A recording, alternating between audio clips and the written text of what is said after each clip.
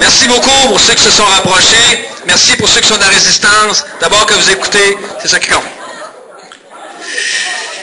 Alors, je cède tout de suite la parole peut-être à monsieur Jonathan, le premier ministre. Es-tu prêt?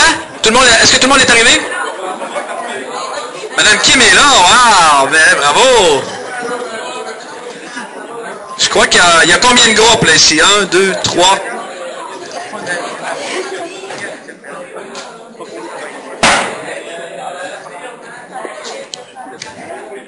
Il y a Louis, il y a Kim, il y a Patrice. Ah, il y en arrive un autre. Eh bien, bienvenue, venez vous asseoir aux chaises.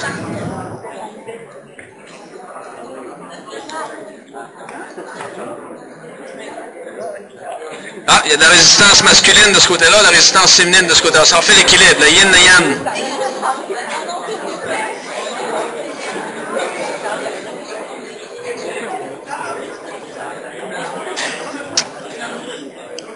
Notre ancien premier ministre de l'école, Alexandre, assis à l'arrière.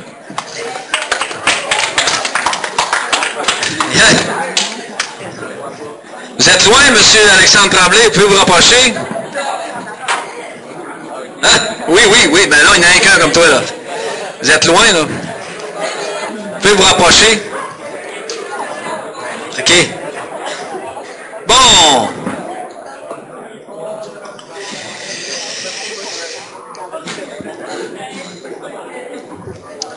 Alors, si vous le permettez, la consigne principale pour cette conférence-là, je vous apprends rien, vous êtes tout au courant, c'est le respect et l'écoute. Monsieur Bédard a un emploi du temps très chargé, il est très content d'être ici ce matin, mais moi je pense qu'il faut profiter au maximum de la visite d'un ministre dans l'école. Alors je vous demanderai d'être dans le respect et l'écoute tout le long.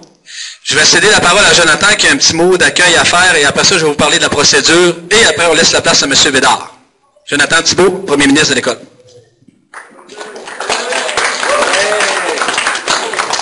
Alors bonjour à vous, est-ce que vous allez bien? Donc, je vous souhaite la bienvenue à vous. Ça nous fait grandement plaisir à moi et mon conseil des ministres d'avoir invité M. Stéphane Bédard. C'est pas tous les jours qu'on accueille quelqu'un aussi important que ça à l'école. Donc, je pense que on a vraiment travaillé fort, puis on est vraiment fiers de l'accueillir. Et ensuite, comme vous savez peut-être déjà, c'est M. Bédard qui est présent. Il va donner une conférence assez diversifiée sur la vie dans politique. Et c'est pas mal ça. Moi, j'ai fait tout mon mot dans mes mots. Fait que je laisse la parole à M. Rémy, suivi de M. Henri Bélanger qui voulait souhaiter faire un message.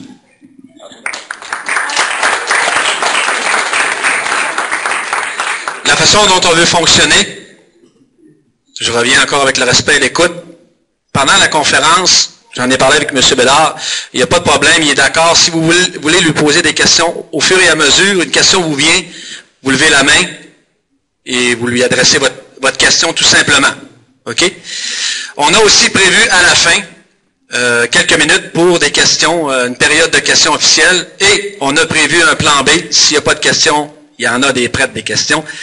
Alors, c'est comme ça qu'on va fonctionner. Je cède la parole tout de suite à M. Bélanger pour qu'on puisse tout de suite entendre M. Bédard le plus rapidement possible. M. Bélanger, où êtes-vous? Voilà. On a Bélanger, directeur adjoint secondaire 3.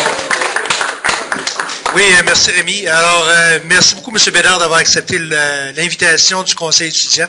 C'est une initiative qui vient des élèves, puis qu'on supporte. C'est important, par exemple, d'être conscient du rôle du politique. Vous savez, à tous les 4 ans, on a des élections, puis souvent les jeunes se disent ça donne quoi de voter, puis d'avoir des gens qui nous représentent, de toute façon, tout est décidé d'avance.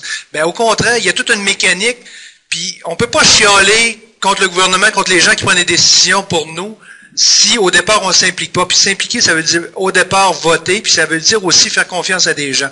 Alors on a un avantage ici dans la région, on a des députés qui sont aussi ministres, et c'est des gens qui ont un certain pouvoir, autant financier que politique, puis qui prennent des décisions plus grandes dans l'intérêt des gens de la région. Fait que c'est tout à l'honneur de M. Bédard, puis je pense que c'est important à matin d'écouter, puis de poser des questions pertinentes, de connaître son travail, puis en même temps comment ça fonctionne au niveau du gouvernement. Fait que sans plus tarder, je vais vous laisser la parole. Merci. Merci. Alors, bonjour tout le monde. Je suis content d'être ici parmi vous et merci de me recevoir. Pour moi, c'est vraiment un plaisir d'être ici. Est-ce que vous m'entendez bien? Oui? J'ai une bonne voix qui porte normalement en général. J'aime mieux sans micro. Et là, je vais vous faire une révélation. En général, moi, c'est toujours gênant pour moi de m'adresser à plein de gens, même si je suis en politique. Et ça fait 15 ans que j'en fais et c'est toujours pour moi un exercice au début là qui m'amène de la nervosité. Donc, je félicite Jonathan pour ce qu'il a fait. Parce que moi, la première fois que je vais prendre la parole devant un groupe, c'était en secondaire 3 d'ailleurs, et là je vous fais une confidence, j'avais été incapable de dire un mot tellement que j'étais gêné et que je trouvais ça difficile de m'adresser à des gens. Et là maintenant, ça m'arrive de m'adresser à des milliers de personnes, et je le fais toujours en pensant à cette fois-là où j'ai pas eu cette possibilité-là, du moins ça a été très difficile pour moi de le faire. Pourquoi je vous raconte ça un matin, c'est que j'étais pas destiné à faire ce que je fais là. La vie nous amène à nous impliquer de différentes façons.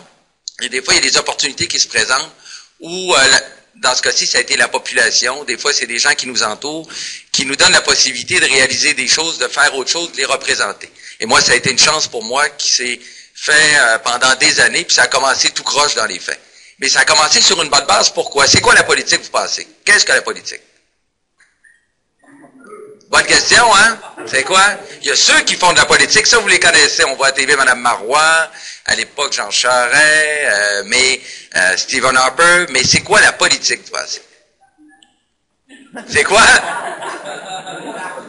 Non, effectivement, c'est pas ça. Ça pourrait être ça, mais si c'était ça, ça irait mal. Alors la politique, c'est tout simple. Même pas, c'est des gens, la politique, c'est s'intéresser à la société. Il y avait des mots en latin, là, qui seraient plutôt en grec, qui seraient bien intéressants à savoir. Dans les faits, c'est s'intéresser aux choses de la cité. À l'époque, les Grecs fonctionnaient en cité. C'était le point de rencontre où tout le monde parlait entre eux puis prenait des décisions collectives. Alors, quand on fait de la politique, dans les faits, on ne s'intéresse pas strictement à notre avenir à nous. En allant en école, en étudiant, en réussissant, en faisant notre travail. La politique, ça veut dire qu'on fait un pas de plus. On dit, oui, je m'intéresse à moi personnellement. Mais je décide de m'intéresser aussi à ceux qui m'entourent, à ceux et celles qui m'entourent. Ça peut être à l'école, comme Jonathan, vous comprenez, qui fait de la politique. Mais un président de syndicat, ça fait aussi de la politique. Quelqu'un dans un organisme communautaire, ça fait aussi de la politique parce qu'il dépasse le cadre de son propre avenir personnel. Il décide plutôt de s'intéresser à la collectivité. Puis après ça, il y a des échelons, dans le sens qu'on peut s'intéresser à son quartier, on peut s'intéresser à son groupe syndical, et après ça, on peut s'intéresser à toute la région, à toute une région ou à tout le Québec. C'est seulement les différents paliers, mais dans les faits, c'est la même chose. C'est décider de s'impliquer pour autre chose que son avenir personnel. Moi, comment c'est arrivé? Très rapidement, je me suis, comme vous, j'étais en secondaire 3, puis à un moment donné, il fallait que des gens soient présidents de classe, et tout le monde sont tournés, puis ils ont dit, bon, ça pourrait être lui, ça pourrait être lui. Quelqu'un a dit, ça pourrait être toi. Et j'ai dit, ah, ben, ça m'intéresse. Et ça a commencé comme ça. Tout simplement. Par la suite, je voulais pas faire de la politique, être député. Ça, c'était pas mon but. Je me suis formé comme vous, je suis allé à l'école. Après ça, j'ai décidé d'être avocat. Je suis avocat de formation dans les faits. Mon secteur professionnel, c'est avocat. Donc, je suis allé étudier à Montréal pendant 3 ans. Je suis revenu pratiquer ici le droit pendant 7 ans. Entre-temps, qu'est-ce que j'ai fait? Je me suis intéressé à la politique, donc aux choses de la cité. Je me suis impliqué dans différentes organisations, d'anciens, de groupes communautaires, et j'ai milité dans un parti politique. Tout simplement parce que je suis quelqu'un qui a des convictions par rapport à ce que doit être le Québec un jour. Alors moi, on peut avoir différentes idées du Québec, ce qu'il doit devenir, et moi j'avais la conviction que le Québec doit devenir un pays. Pour moi, c'était comme évident. Dans la région, on est élevé un peu dans cette idée-là qu'on est capable de se prendre nous-mêmes en main, on n'a pas besoin de personne d'autre, on peut prendre nos propres décisions. Donc, je me suis impliqué dans un parti politique par la suite, au Parti québécois. Et là, j'ai milité dans l'exécutif comme représentant jeune, président. J'ai fait des activités militantes. J'ai participé au référendum de... Savez-vous, le dernier référendum, quand il a eu lieu, pour moi, c'est il n'y a pas longtemps, là, mais est-ce que vous en souvenez, du dernier référendum? 95. Ouais, vous aviez quel âge? C'est incroyable, hein? Pour moi, c'est hier. C'est hier. Puis moi, j'étais même là au premier, en 80. J'avais 12 ans. Puis je m'en souviens comme si c'était hier. Alors pour moi, ça a été des événements marquants. Et par la suite, qu'est-ce qui est arrivé? C'est comme militant, j'ai eu la chance, l'ancienne députée a décidé de ne pas se présenter. J'avais 31 ans à l'époque, 30 ans. Puis les militants, ceux avec qui je travaillais, je faisais du bénévolat, m'ont dit, Stéphane, on aimerait ça que ce soit un jeune qui soit là. Alors, et ils m'ont demandé de me présenter comme candidat du Parti québécois dans le comté de Chicoutimi en 1998. Voilà mon parcours. Et là, par la suite, on en parlera un peu plus entre le travail des députés, en quoi ça consiste. Donc, le parcours de la politique, vous voyez, il n'y a rien qui me destinait à ça. C'est simplement de décider de prendre part au débat, de s'activer, puis des fois d'avoir des échecs. Moi, j'ai commencé sur tout un échec, quand c'est pas évident, s'adresser à des gens, puis faire le blackout, là, puis capable de dire un mot, puis aller se rasseoir dans la salle, puis là, tout le monde regarde, on va dire, coudonc, on va-tu voter pour lui? C'est pas clair, hein, on sait pas ce qu'il dit. Donc, j'aurais pu m'arrêter à ça, mais au contraire, ça m'a permis toujours, à travers cette difficulté-là que j'ai eue à l'époque, d'aller un peu plus loin, puis de dire, je peux faire mieux, je peux toujours faire mieux. Donc, le député. À quoi ça sert un député, vous pensez? Représenter, effectivement. La politique, c'est que on peut décider, il y a différentes formes de ceux qui vont décider à notre place. Il y a les royautés, on le sait, il y a des pays, il y a encore des rois. Il y a encore des dictatures, il y a encore des gens qui décident pour les gens, soit par le lien filial, soit par la force des dictatures militaires. Alors ça aussi, ils font de la politique, mais ils ne le font pas de façon démocratique. C'est la grande différence. Alors moi, j'ai un peu de pouvoir, mais mon pouvoir dans les faits, il vient de qui? Il vient de vous. Il vient des gens qui m'élisent et qui me donnent le pouvoir de les représenter. C'est tout simplement ça. Puis si un jour ils décident que je les représente plus, ben, je n'ai plus ce pouvoir-là qui me vient strictement de la démocratie, donc du vote que les gens donnent à tous les 4 ans normalement. Et vos professeurs tantôt, puis le directeur disaient c'est important de s'impliquer en politique. Oui, parce que les décisions qui se prennent sont importantes. Puis quand les jeunes ne s'intéressent pas à la politique, c'est sûr que les décisions vont être moins près de la jeunesse. Vous voyez, le nouveau gouvernement il a décidé, par exemple, de Gentilly, c'était terminé l'énergie nucléaire. Ça, cette conviction-là qu'on doit mettre de côté l'énergie nucléaire, puis là, j'en veux pas aux plus âgés, là. Ça vient pas des plus âgés. Les plus âgés, au contraire, eux, voulaient qu'on mette de l'avant l'énergie nucléaire pour de bonnes raisons. Mais ce sont les jeunes très préoccupés de l'environnement, de leur avenir, de leur sécurité, qui ont dit que c'est un mauvais choix. Et cette idée-là, elle a germé à partir de la jeunesse québécoise. Donc, si les jeunes ne vont pas voter, c'est sûr que leur préoccupation, elle ne se trouvera pas dans les décisions du gouvernement. Alors moi, je vous invite toujours à militer, à vous activer, à être présent partout dans vos milieux, à montrer vos idées, puis qu'on peut ne pas tous être d'accord, mais à faire en sorte que les préoccupations que vous avez se retrouvent partout, et incluant au niveau politique. Alors, un député, maintenant. On va voter, l'élection, et là, d'un coup, on a un député qui est élu. Lui, il a une responsabilité. Est-ce que vous pensez qu'il représente seulement ceux qui ont voté pour lui? Effectivement. Donc, c'est la beauté de la démocratie. C'est que, comme on est en démocratie, on doit accepter de gagner ou de perdre. Mais à partir du moment où on a gagné, on a une responsabilité, c'est de représenter tout le monde. Ceux qui ont voté, ceux qui n'ont pas voté, ceux qui ont voté pour, ceux qui ont voté contre, ou même ceux qui n'avaient pas le droit de voter. Donc, quand moi je suis ici aujourd'hui, vous n'avez pas le droit de voter en général, mais j'ai la responsabilité de vous représenter quand même. Pourquoi? Parce que c'est ça les affaires de la cité. Ça intéresse les plus jeunes, les moins jeunes et les très vieux. Il faut avoir la même préoccupation, peu importe ceux qui ont voté ou non pour nous. Alors, un député, ça a différentes responsabilités. Qu'est-ce qu'on voit le plus du député en général? Quand vous voyez ça à la TV, c'est quoi qu'on voit en général?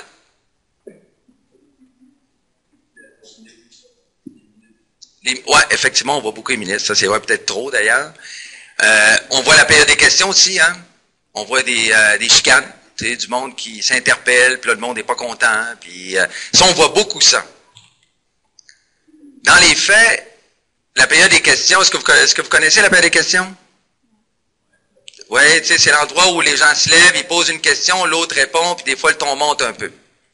Ça, la période des questions, c'est 45 minutes par jour. Mais c'est ce qu'on voit le plus souvent. Puis, ça représente une infime partie du travail du député. Dans les faits, je vous dirais, démocratiquement, c'est peut-être ce qui est le plus important, parce que c'est l'expression de la liberté de parole. Mais pour le député, c'est une très petite partie de son travail. Lui, le député, il représente tout d'abord un comté des électeurs. Alors, il doit s'assurer que dans son comté, les gens, ils sont contents. Quand ils sont pas contents, qu'est-ce qu'ils font? En général, ils viennent le voir pour différentes choses. Souvent, les gens ne seront pas contents, par exemple, l'aide sociale. Tu sais, quelqu'un a un problème avec le ministère des Affaires sociales, il pense qu'il a droit à l'aide sociale, puis là, le ministère dit non, vous n'y avez pas droit. Ou les prêts bourses. Quelqu'un dit, moi, j'ai des prêts bourses, j'ai fait une demande, j'ai pas été accepté, je trouve que la décision n'a pas de bon sens, qu'est-ce que je peux faire? Alors, ces gens-là, souvent, ils viennent au bureau du député. Donc, nous, notre rôle, on ne peut pas changer la décision. Ce qu'on peut faire, c'est intervenir pour faire en sorte que la parole du citoyen elle soit entendue auprès de ceux qui décident. Ça, souvent, c'est les fonctionnaires. Donc, on est le lien entre les fonctionnaires et la population pour faire en sorte que quand il y a des problèmes, on est capable de les régler.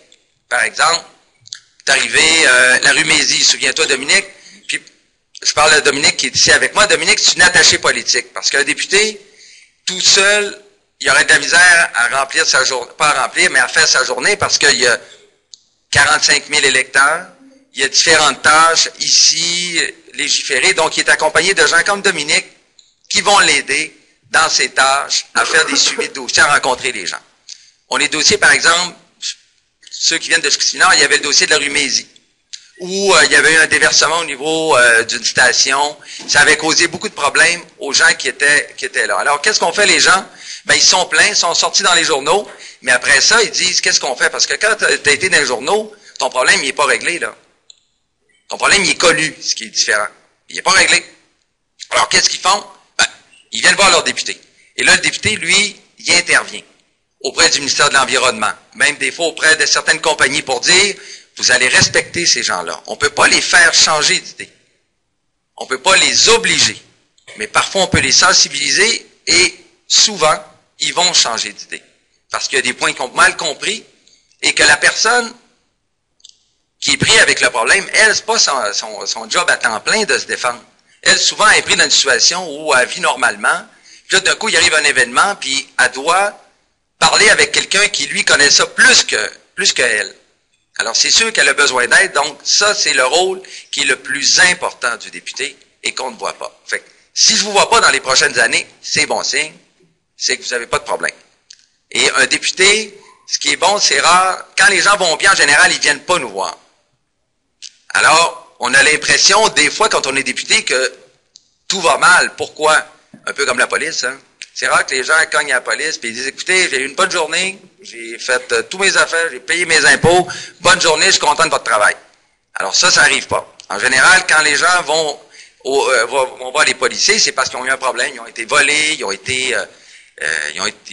de la violence. Alors les députés, c'est un peu le même principe. C'est que ceux qui viennent nous voir, c'est qu'ils ont souvent des problèmes. Et on est là pour travailler avec eux et les accompagner. C'est le rôle, moi, que je préfère, mais en même temps, c'est le rôle le moins visible parce que dans les faits, tous les dossiers qu'on fait, ils sont confidentiels. Donc, premier rôle, être intervenant entre les citoyens et l'État. Le deuxième, comme on a un mandat de la population. Oui, vas-y, Rémi. Il y a des gens qui vont voir. Pas des jeunes qui vont voir, des gens qui vont voir. Les gens qui viennent voir. Oui, il y en a. Il y en a même plus jeunes que ça.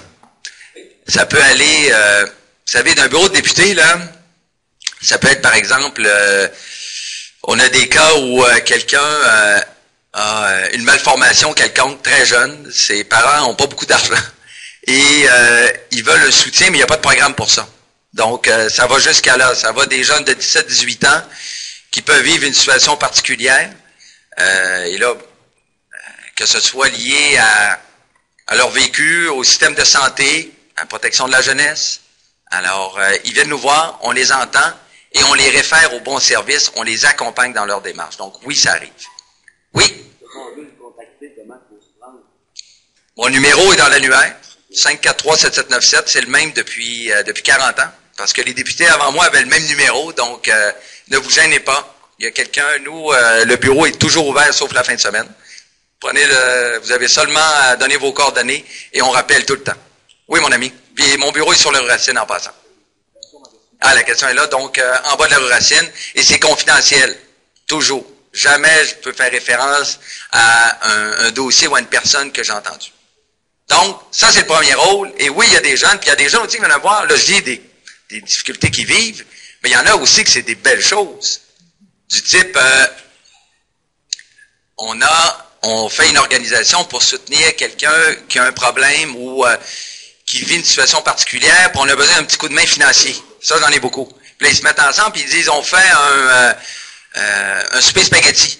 Est-ce que vous voulez des députés, mais est-ce que vous voulez plutôt des billets, monsieur le député? Ça arrive. Donc, nous aussi, on doit s'intéresser, et c'est notre principale tâche, aux choses de la société, donc à ce qui touche les gens. Puis dans les faits, ce qui touche les gens, c'est ces choses-là très particulières où il y a un groupe d'entraide qui se met ensemble et qui dit on a besoin d'aide. Ou par exemple, on a une organisation, on a un projet de 4e ou 5e secondaire, on s'en va à tel endroit, au niveau communautaire, puis on aurait besoin d'un petit coup de main financier. Donc, j'en ai aussi. Ou on a un projet étudiant de faire dans une école primaire qui est dans un milieu défavorisé, dans la cour d'école, on a tel problème, ben, c'est arrivé un petit groupe d'étudiants, puis on voudrait faire tel projet, et là, ils viennent nous voir. Oui, Amy?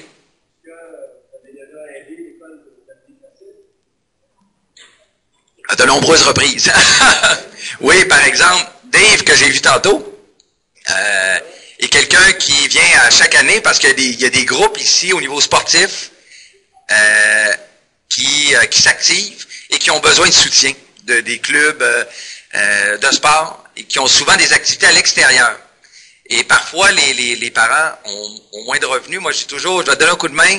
Assure-toi que c'est pas à partir des revenus que les gens vont participer aux activités. Donc, si je peux donner un coup de main, ça va faire en sorte que ceux qui ont, des fois, dont les parents ont moins de sous, ben, ils peuvent y participer aussi. Donc, c'est toujours dans une idée de rendre les activités plus accessibles. Ben, écoute, il est intéressé, Rémi, hein? Je pense qu'il doit retourner sur son R3, ouais. Ben, il y a des billets que je vais acheter moi-même, mais chaque député a ce qu'on appelle un discrétionnaire. Il peut pas le donner à des gens. Il peut seulement en donner à des groupes communautaires ou des organismes sans but lucratif, comme une école est un exemple. Mais je peux pas donner à toutes les écoles parce qu'ils ont leur budget. Donc souvent, je vais favoriser les écoles qui sont en milieu défavorisé et qui ont des projets éducatifs particuliers. Voilà. Il est intéressé, Rémi, c'est bon. Deuxième, alors j'ai l'impression qu'il va venir me voir de temps en temps, Rémi, c'est drôle, là, maintenant qu'il le sait, là. Es-tu bon, Rémi, en passant? C'est-tu un bon gars de la vie étudiante? Oui, hein? Non, il a l'air bon, effectivement. Ah ouais, t'as passé le test. Deuxième tâche, c'est légiférer. Ça, c'est quoi légiférer? Ça a l'air plate, hein, en partant? Voilà, tout simplement, c'est voter des lois. Alors, et là, ça paraît banal, voter des lois. Tu sais, pourquoi pas toi? Pourquoi toi, tu peux pas voter une loi? Parce que t'es mineur, ça pourrait être une partie de la réponse, effectivement, parce que pour être dans les faits, c'est que légiférer, c'est gérer les autres. Donc, c'est adopter des lois qui vont contraindre les autres gens de la société. En général, ce pouvoir-là, dans les systèmes qu'on voyait avant, c'était les rois qui faisaient ça, les rois, les reines, qui décidaient telle personne va faire telle affaire, puis là, maintenant, ça se passe comme ça chez nous. La démocratie, c'est, on devrait à la limite voter les lois, les 7 millions devraient voter la loi.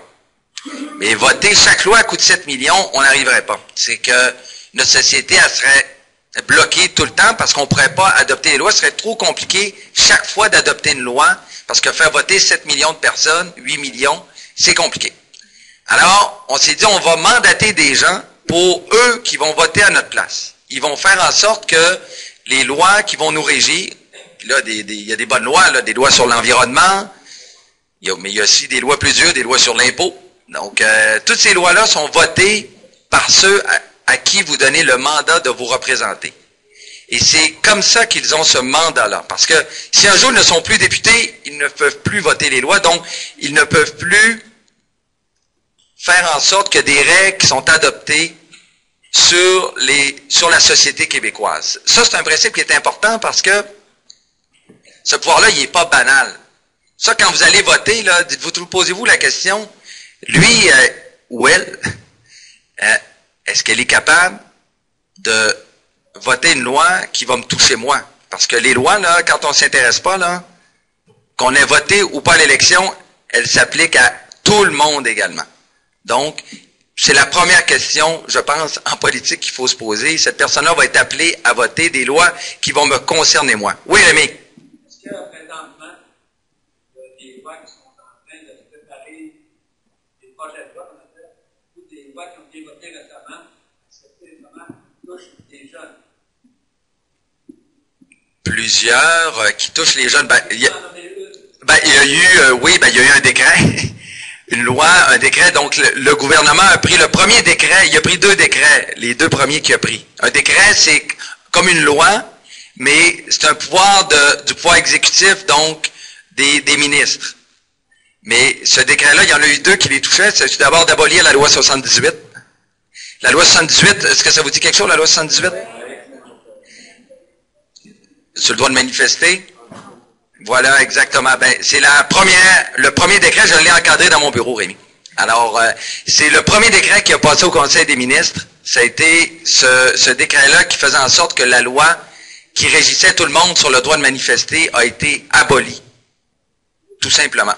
Alors, et ça, c'est le pouvoir d'un gouvernement, puis ça nous a été donné par la population. Puis on avait fait campagne en disant qu'on allait l'abolir.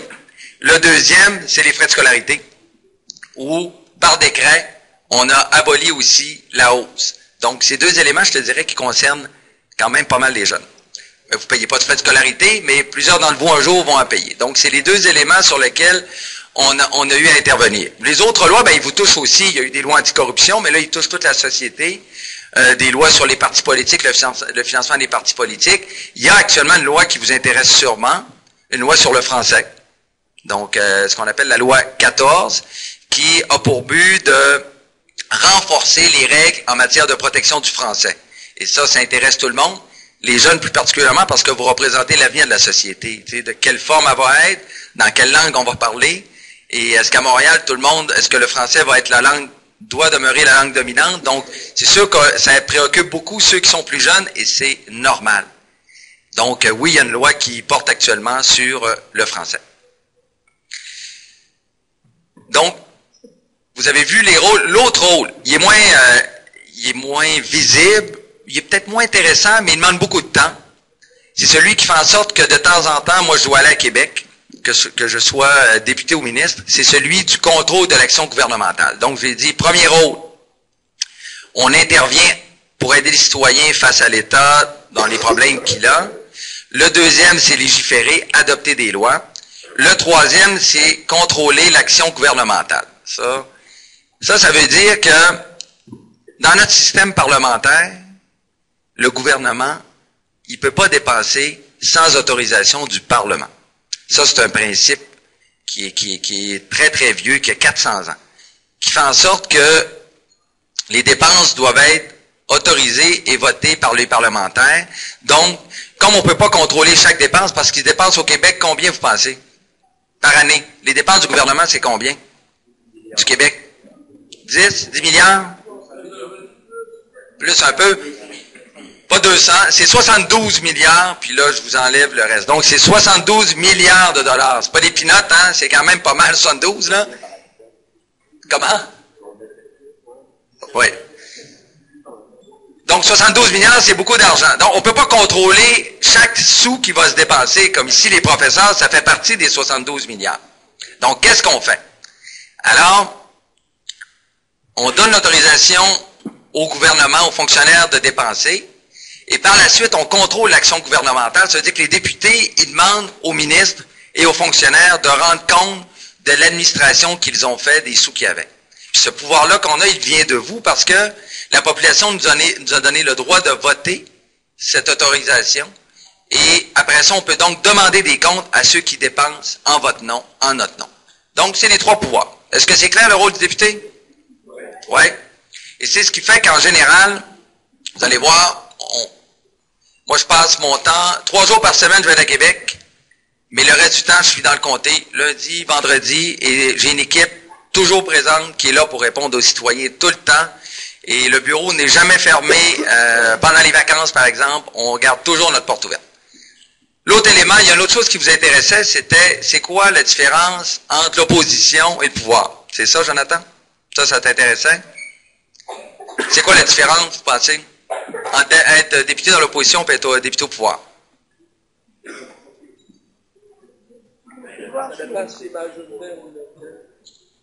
Ouais, majoritaire, minoritaire, ça peut faire une différence. Oui?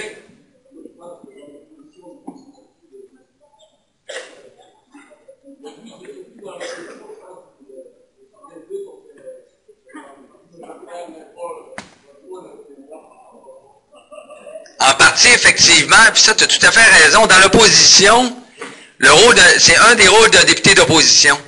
C'est de faire entendre la voix, parfois même minoritaire, de ceux qui sont contre. Tu sais, des fois, il dit l'opposition, ça s'oppose tout le temps.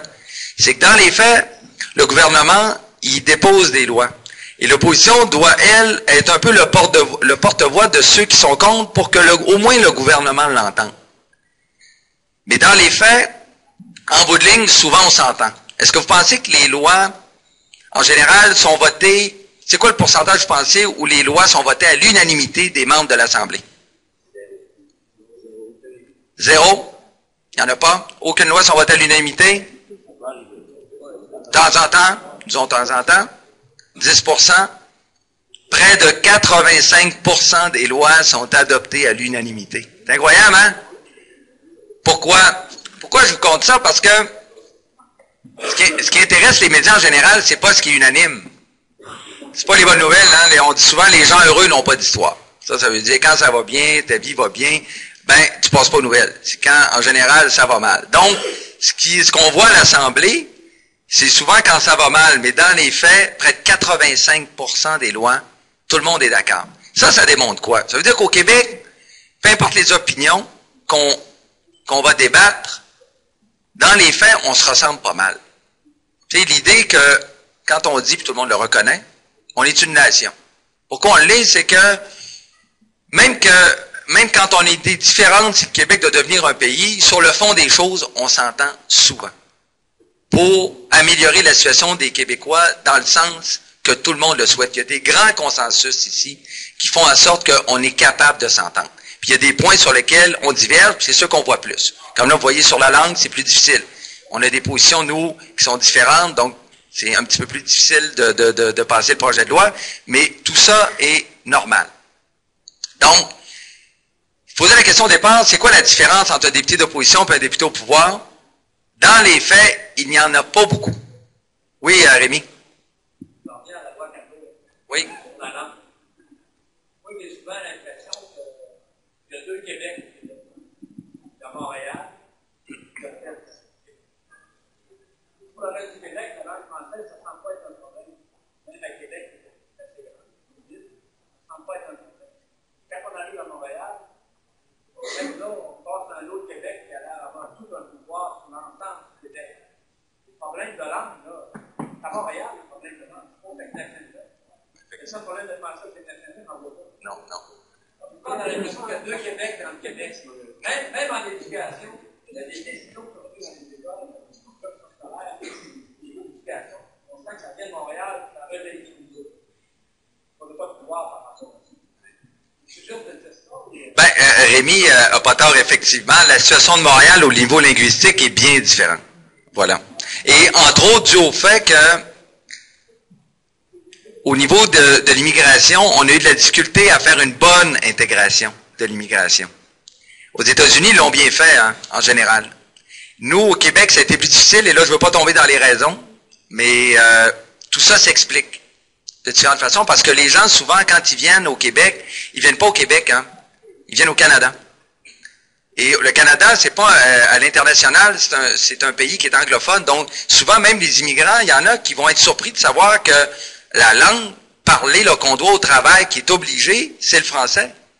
Eux, c'est pas nécessairement ça qu'on l'avait représenté. Là. Ils venaient dans un pays qui, somme toute, était anglophone. Alors, il y a eu ça à combattre et encore. Et la peur, souvent, que les francophones ont eu dans le temps, ce qu'on vit là, on l'a vécu il y a 50 ans, c'est celle de s'affirmer. Celle de dire que le français, on a beau parler l'anglais, l'espagnol, le mandarin, puis mettez-en, il reste que notre langue commune, c'est le français. Et qu'ici, ça doit se passer en français. Alors souvent, les Québécois, à Montréal, vont être un peu plus gênés d'affirmer ces réalités-là.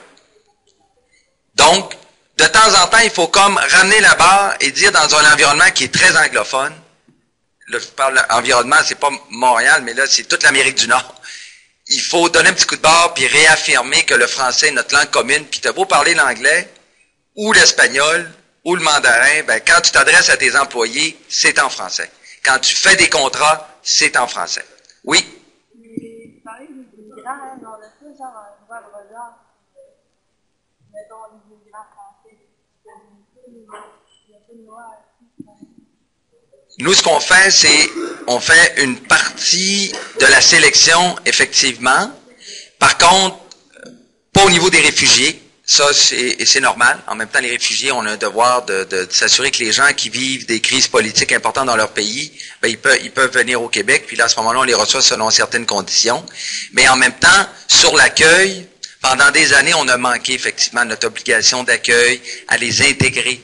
Alors, tu peux parler ta langue chez vous, une autre langue chez vous, mais dans ta vie de tous les jours au travail, c'est le français qui doit être mis de l'avant.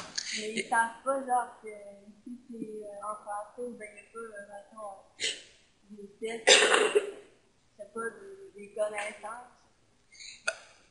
Ce qu'elle me pose comme question, c'est est-ce qu'ils le savent? Évidemment, tout est différent. Souvent, un immigrant français qui vient, il sait qu'au Québec, ça parle français. Mais l'immigration, elle vient de partout dans le monde. Quand tu es en Inde, ou même, je sais pas, en Grèce, je veux dire, le Québec, là, c'est quelque part en Amérique du Nord, mais t'as pas, c'est pas clair, là.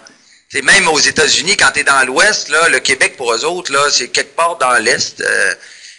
Quand tu es en Californie, c'est loin le Québec, là. Si on était en Europe, là, c'est à une distance d'à peu près 5-6 pays.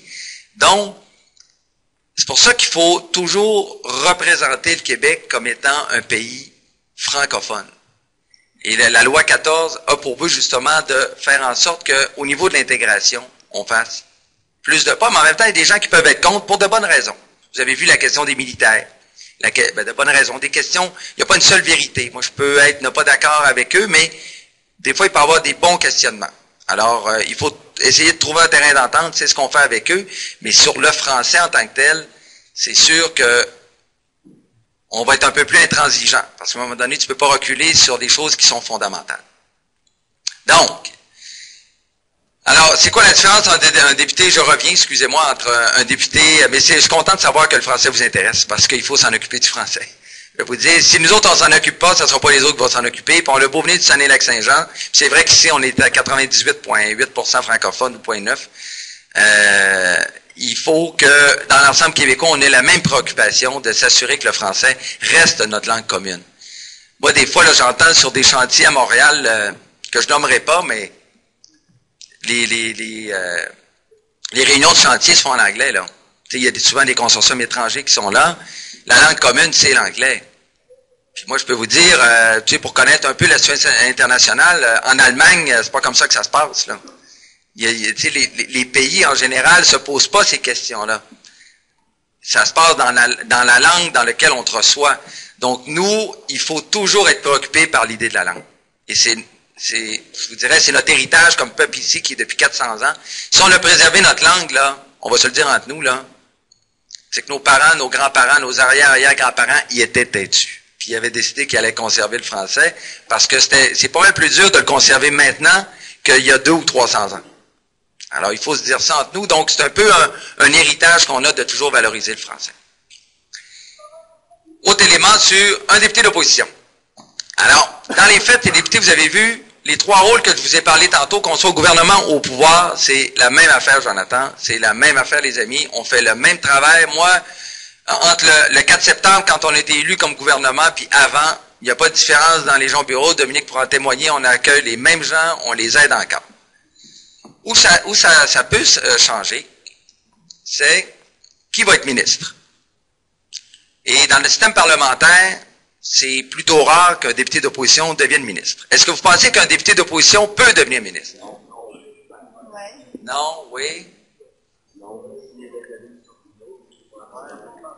Est-ce qu'il peut? Oui, il peut.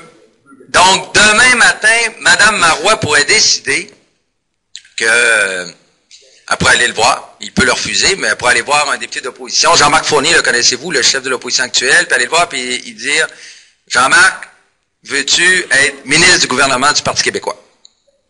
Elle pourrait aller voir François Legault, puis lui dire, François, veux-tu être ministre du gouvernement du Parti québécois? Ben voilà, ça lui donnerait quoi? C'est que, pourquoi ça n'arrive pas? Dans les faits, et même, je vous dirais, dans le système parlementaire, on peut demander même à quelqu'un qui n'est pas élu d'être ministre. Oui, oui, ben oui. Ça arrive. C'est arrivé au fédéral. Souvenez-vous, il y avait sans problème. Au Québec, exactement. On pourrait lui demander. Elle aimerait ça. Ouais, elle serait pas. Ouais, c'est réglé. Ben moi, je vote aussi. Le problème, c'est que c'est pas moi qui décide. Et ça, c'est la différence avec ce qu'on appelle l'exécutif. L'exécutif, c'est autour de la première ministre. Aux États-Unis, l'exécutif, c'est qui, vous pensez? C'est qui représente l'exécutif, ce pouvoir-là du Conseil des ministres? Ouais, non, mais la personne qui représente l'exécutif. C'est Obama. Voilà. L'exécutif, c'est incarné par Obama. OK? Obama, c'est le président des États-Unis. Lui, c'est le chef de l'État. Savez-vous, nous, au Québec, c'est qui le chef de l'État? C'est pas Pauline, c'est le lieutenant-gouverneur. OK? Constitutionnellement parlant, c'est le lieutenant-gouverneur. Alors, c'est la reine. La première ministre, elle est la première des ministres. C'est ça, le système parlementaire britannique. Il faut se souvenir, là. Le chef de l'État, celui qui a en termes constitutionnels, qui représente l'État, c'est le lieutenant-gouverneur. Dans les faits, c'est que vous comprendrez que maintenant, ça c'était vrai il y a peut-être 100 quelques années, là maintenant, il n'y a plus de pouvoir, le lieutenant-gouverneur. Il n'y a plus de vrai pouvoir. Maintenant, c'est la première ministre le premier ministre qui exerce tous les pouvoirs de l'exécutif. Aux États-Unis, est-ce que vous pensez que les ministres sont élus? Ils ne sont pas élus. Voyez la différence? La différence entre le système parlementaire britannique et un système présidentiel. Aux États-Unis, les ministres, c'est ce qu'on voit, les secrétaires d'État. Vous avez vu Hillary Clinton, qui a été secrétaire d'État aux affaires extérieures. Dès qu'elle a été nommée, elle a démissionné comme élue. Parce que eux, aux États-Unis, le président, il nomme ses ministres, ce qu'on appelle les secrétaires d'État, ils ne doivent pas être élus. Pourquoi? Parce qu'ils sont redevables à lui. C'est lui qui prend les décisions, ben eux aussi, mais c'est lui le chef de l'exécutif. Le problème, dans le système parlementaire, c'est que là, on a un peu le mélange des deux. La première ministre, elle a des députés, puis dans les députés, elle va décider qui va avoir des responsabilités ministérielles. Donc, elle paraît à l'externe, elle peut décider que quelqu'un, Rémi par exemple, qui est connu de tous et qui a une compétence particulière, elle dit, Rémi, je te donne le mandat de faire en sorte que le système d'éducation change maintenant au Québec. Alors, elle le nomme. Elle pourrait faire ça.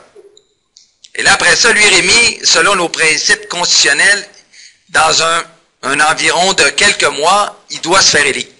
Ça, c'est l'obligation qu'il va avoir par la suite, c'est de faire en sorte que la population doit l'élire. Si elle ne l'élit pas, ben là, malheureusement, il va tout de suite démissionner comme ministre. Alors, c'est simplement ça, être au pouvoir. C'est de faire en sorte que la première ministre a plus de chances de te choisir que quand elle est dans l'opposition, c'est sûr. Mais elle va choisir parmi ses députés ceux et celles à qui elle va confier des responsabilités additionnelles qui sont ministérielles. Ça veut dire, puis là, tu as plein de ministres, hein? Il y en a combien de ministres au Québec? Un petit peu plus, oui. Ça dépend.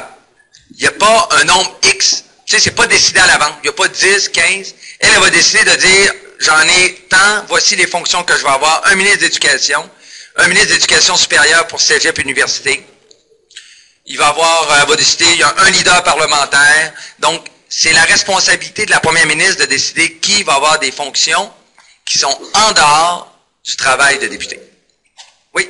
Oui, Rémi? Oui? Oh, pardon, ouais, il y aurait des questions, hein?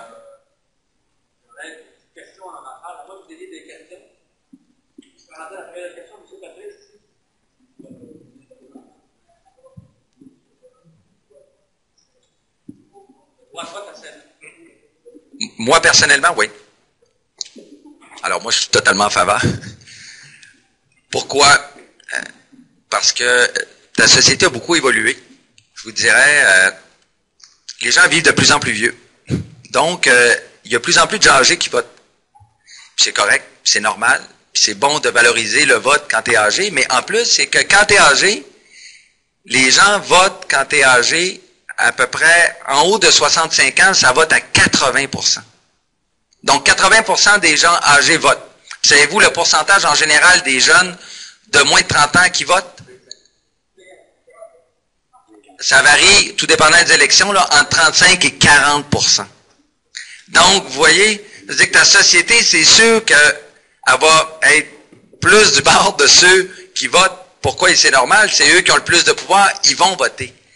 Donc, on a avantage, je pense, effectivement, à faire en sorte que les jeunes de 16 ans qui ont accès à toute l'information, autant que quelqu'un qui en a 90, qui a un jugement qui est correct, parce que c'est selon les individus. À 16 ans, moi j'ai vu du monde de 12 ans avec qui j'avais des discussions plus corsées, puis plus, je vous dirais, où je voyais un niveau de connaissance plus élevé que des gens de 40 ans que je fréquente à tous les jours. Donc, le niveau d'âge maintenant, à 16 ans, notre société a tellement évolué, je pense que c'est un niveau qui est acceptable et qui fera en sorte que, on fera en sorte que les jeunes peut-être aussi s'intéresseraient plus à la politique. Il y a d'autres questions? Une question là-bas? Oui. Oui.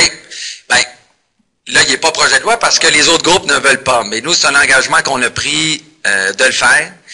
Là, le problème, c'est qu'on est dans une situation minoritaire, puis tout ce qui touche la loi électorale, il faut faire attention parce que, comme ça touche le principe démocratique, il faut s'assurer d'une pas unanimité, mais au moins être capable de convaincre un autre parti d'adhérer. Donc, actuellement, on n'a pas cette possibilité-là, mais on continue à travailler, effectivement. Donc, on comprend bien que les autres partis ne sont pas en faveur du vote à 16 ans. Ils ne sont pas en faveur actuellement. Oui. Dans le fond, si on va dans cette ligne de pensée-là, vous pensez que l'âge légal devrait être à 16 ans? L'âge légal, oui, oui, effectivement. L'âge légal, je te parle pour voter. Ah, tu parles de l'âge légal pour tout. Là, c'est une autre chose. La question de quand l'âge légal de voter de 18 ans à 16 ans, c'est comme ça on considérait que c'était la vie. C'est ça veut dire qu'on pourrait aller à 16 ans dans les bars pour pouvoir acheter la loi à la fin. Non, ce qu'elle nous dit, c'est est-ce que l'âge légal pour tout faire est à 16 ans? Genre, aller dans les bars, boire. C'est deux choses différentes. Ben, c'est... Mais pour moi, si c'est assez mature pour voter à 16 ans, c'est vrai qu'assez mature Elle a un bon argument. Vous voyez, elle dit, souvent on l'entend, elle dit, si je peux voter à 16 ans, ben, je pourrais peut-être tout faire aussi à 16 ans. Donc, c'est que le vote, vous savez, il y a des gens de 90 ans qui ont le droit de vote, mais qui ne peuvent pas non plus tout faire. Qui vont avoir des restrictions. Ils peuvent avoir certaines restrictions dans leur façon de vivre. Vous voyez comment c'est pas nécessairement, je vous dis pas que vous avez tort, vous avez raison, mais c'est d'une autre nature. Le fait, à quel âge on doit pouvoir aller dans un débit de boisson, écoutez, c'est une bonne question, mais là, j'ai pas d'opinion là-dessus. J'ai eu ma jeunesse aussi comme vous, donc j'avais mes espoirs, mes espérances, mais... Non, mais je le vois que vous ne l'êtes pas, effectivement. Je le comprends. C'est l'argument qui est invoqué. J'ai bien compris que vous ne l'êtes pas. Alors, mais je vous dis que simplement que c'est un autre type d'idée, mais souvent cet argument-là est évoqué. Mais, voilà. Selon vous, c'est pour quand le prochain référendum? Toute une question, hein? Pour quand le prochain référendum? Écoutez, c'est les Québécois qui vont le déterminer. Moi, c'est sûr que si vous me demandez à moi, ça serait déjà réglé en 95, mais on ne peut pas déterminer une date. Ce qu'on peut faire, c'est dire que dans une circonstance de gouvernement minoritaire, c'est très difficile parce qu'il faut adopter la question. Puis adopter la question, ça prend une majorité. Puis comme on n'a pas la majorité en chambre, même si on voulait demain matin, on ne pourrait pas. Est-ce que selon vous, en ce moment, le Québec voterait le oui pour construire le pays? Ça, c'est une bonne question. Mais ça, je ne peux pas y répondre. Vous regarderez un jour le référendum de 95. Oui, mais ça n'a pas commencé comme ça. Hein. Ça a commencé, moi j'étais là, j'étais le responsable de l'organisation ici à Chicoutimi. Ça a commencé à 39. Oui. Ah oui. Ça a fini à 49,7. Alors, vous voyez, des fois, moi, en politique, c'est pas... Il y a des gens qui vont vous dire, si je fais telle affaire, il va arriver telle autre affaire. Puis là, c'est le temps, puis on va faire... il y a tellement de variables en politique, là. Il y a une ou deux constantes, là, mais le reste, c'est toutes des variables. Puis quelqu'un qui lui dit, si je fais ça, il va arriver telle affaire, en général, il va se tromper, puis s'il a raison, c'est par hasard, c'est pas parce qu'il l'a prévu. Donc, on peut pas prévoir que toute une population va bouger en même temps. Ça, je peux pas prévoir ça. Oui? Mais la situation économique est-elle propice pour... Mais là, il faut faire attention, parce que vous parlez à un convaincu. Moi, je suis pas là pour faire de la politique, c'est pour ça qu'il faut que je fasse attention. Je suis là pour vous parler de politique. Mais si tu viens me voir puis me demander mon avis, je vais te le donner, puis tu vas voir, ça va être clair, là. Mais mon but, c'est pas de vous convaincre aujourd'hui, c'est de parler de politique, de vous intéresser à la politique, et pas de vous convaincre d'une opinion ou d'un autre. Vous connaissez la mienne, puis je vais pas à revenir là-dessus. Ta question est très bonne. Est-ce qu'on serait en situation économique au Québec pour vivre le référendum? C'est très bonne. Ben, Les gens n'ont pas besoin d'une réponse par rapport à ben, si vous voulez que je réponde, moi, bon, ben alors. Parce que c'est inquiétant. OK, ben alors, vous dire que alors c'est plutôt simple. La situation économique du Québec est 100 fois mieux actuellement au niveau économique qu'elle ne l'était il y a 15 ans. Elle est mieux qu'elle y était il y a 30 ans, qu'il y a 40 ans que lors du premier référendum. Il faut se dire ça, on est plus riche au Québec. Il faut se dire ça, là. On a des ressources minières, on a de la forêt, du bois, notre situation budgétaire est enviable. Alors, c'est pas une question de richesse, et ça, je suis assez à l'aise de vous le dire. Pourquoi? Parce que même les gens de l'autre côté, maintenant, quand ils vont à l'extérieur, ne disent plus ça, ne disent plus, par exemple, que c'est pour c'est parce qu'on n'est plus capable. C'est plus ça, c'est d'autres arguments. Est-ce qu'on a intérêt ou non à rester dans le Canada? La capacité, ça. Écoutez, demain matin, savez-vous, le Québec, il y a plus de 200 pays à travers le monde. Au niveau économique, vous penseriez, là, qu'il se classerait combien sur 200? 100? 7? Dans les faits, ça varie entre 15 et 20. 15 et 20 sur 200. Alors, si on n'est pas capable, ça veut dire que demain matin, il y en aurait peut-être 180 qui décideraient qu'ils sont plus capables, qu'ils n'y arrivent plus, là. Voilà. Oui. Si je me fais à ce que vous avez dit, soyez en accord que, par exemple, des migrants qui viennent au pays, qui apprennent le français. Oui, ben ils doivent l'apprendre. Non, puis ça, c'est correct, oui. Ils doivent l'apprendre, ouais. Moi, je suis d'accord aussi, mais est-ce que ça ne fait pas plus que de se conformer, par exemple, à nous, comme on le dit à l'extérieur? Chez eux, ça me dérange pas, mais par exemple, ils sont pas obligés de porter leur voile, ben, pas leur fournir. Bonne question. Parce que si ils sont obligés d'apprendre le français, ils doivent être obligés de vivre comme nous. Ben, elle pose une bonne question, on l'avait entendu, c'est qu'elle dit, au Québec, on a des valeurs. Ceux qui intègrent notre société, est-ce qu'ils doivent adhérer à nos valeurs? OK? C'est sûr qu'il faut... Et ça, tout le monde peut avoir une opinion, il n'y a pas de vérité absolue. En politique, vous avez vu, souvent j'ai vu 3 personnes, là, ils disent 3 opinions, puis les 3 ont raison. Alors, l'idée, c'est... D'abord, les gens, quand ils arrivent de l'extérieur, on a ici des valeurs communes qui se sont bâties au fil des années, au cours des années, sur lesquelles on ne doit pas reculer, effectivement. Un de ces principes-là, c'est l'égalité homme-femme. Ici au Québec, là, on a pris beaucoup d'initiatives qui ont fait en sorte qu'on ait des sociétés qui ont le plus valorisé l'égalité homme-femme. Alors, est-ce qu'on doit le faire? Là, je rentre dans le terrain politique parce que nous, dans notre programme, on l'a, cet élément-là.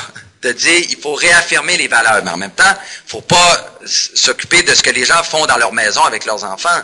Mais dans la façon qu'ils ont évolué dans la société, est-ce qu'on a intérêt à réaffirmer des valeurs québécoises sur lesquelles nous, au Québec, c'est comme ça. Égalité homme-femme. Donc, il y a des valeurs communes, le français, langue commune. Alors, est-ce qu'on a avantage à ça? Votre opinion ressemble en partie à la mienne. Je pense qu'on a intérêt à valoriser nos valeurs, les valeurs les plus universelles qu'on a. Et on verra pour la suite. Exactement. Merci tout le monde.